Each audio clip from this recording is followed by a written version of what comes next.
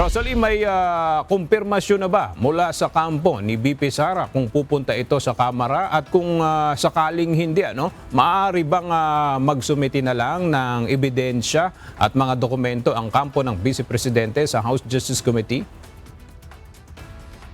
Aga yung complainants o mga nagrereklamo at ang respondent o yung inirereklamo sa impeachment complaint yung dapat na magpresenta ng kanilang mga ebidensya at testigo sa isasagawang pagdinig o hearing proper ng House Justice Committee na nakatakda ng magsimula bukas, araw ng Miyerkules, March 25. Ngayon, kung pipiliin ni Vice President Sara Duterte na i-boycott ang proseso, walang ibang maaaring magpresenta ng ebidensya para sa kanya. Sa tanong kung maaari bang isumite na lang ng Vice Presidente yung mga ebidensya sa pamamagitan ng kanyang mga abogado, kailangan pang talakayin ng issue ng House Justice Committee. Ayon niya sa panel chairperson na si Batangas 2nd District Representative Jervy Luistro. Pakinggan natin ang pahayag ng kongresista. It needs to be presented kasi how are we going to understand if this evidence will just be sent, no? How would we know?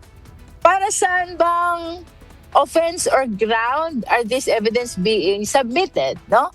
Para saan ba itong specific document na ito? Does this refute or challenge the first, the second, the third, and the fourth ground?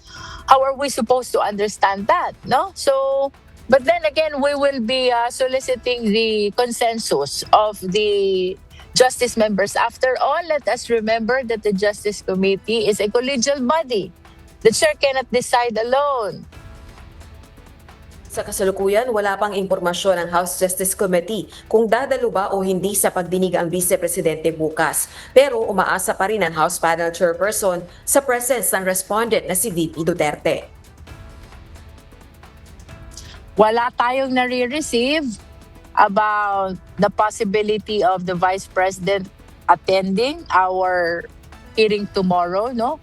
But again, we are still hopeful kasi sabi ko nga, ang tagal na nitong mga katanungan na to, questions on the confidential fund, questions on the threat committed against the president, questions on unexplained wealth.